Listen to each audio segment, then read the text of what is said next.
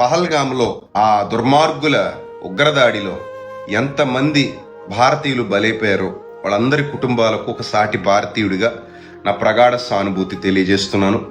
అలాగే ప్రాణాలు అరచేత పట్టుకుని ఆ నీచుల చేతుల్లో నుండి తప్పించుకుని ఏ విధంగా ఆయన స్వస్థలానికి వెళ్ళిపోవాలని ఎయిర్పోర్ట్లకు పరుగులు తీసినటువంటి వాళ్లకు మంచి ఆఫర్ ఇచ్చి టికెట్ల రేట్లు పెంచేసినటువంటి గొప్ప దేశభక్తులైన ఎయిర్లైన్స్ వాళ్ళకు కూడా నా జోహార్లు తెలియజేస్తున్నాను.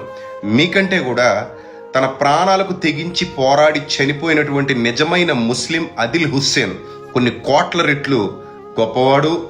అలాగే నజకత్ అలీ అని ఒక కాశ్మీరీ వ్యాపారి ప్రాణాలకు తెగించి ఎంతో మందిని మతాలకు అతీతంగా కాపాడి స్వస్థలాలు మార్చడానికి కష్టపడ్డాడు. అతను చాలా గొప్పవాడు. మీరు మాత్రం శవాల మీద రూపాయలు ఏరుకోవడానికి కొన్ని ఎయిర్లైన్స్ సంస్థలు ఈ విధంగా చేశాయని విన్నప్పుడు చాలా బాధ అనిపించింది, గుండె బరువెక్కింది.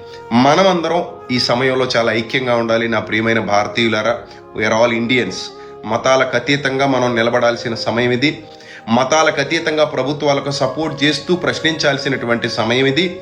మనం భారతీయులం, తర్వాతే మనది ఏ మతమైనా సరే, ఏ కులమైనా సరే, ఏ జాతి అయినా సరే, ఏ ప్రాంతమైనా సరే. ఈ ఉక్కు పాదంతో ఆ ఉగ్రవాదాన్ని అణచివేయాలి అనే ఆలోచన మనందరిలో రావాలి.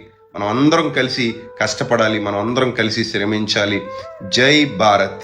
మరొక్కసారి అందరికీ నా ప్రగాఢ సానుభూతి తెలియజేస్తున్నాను. నా మృతుల కుటుంబాలకు థ్యాంక్ యూ.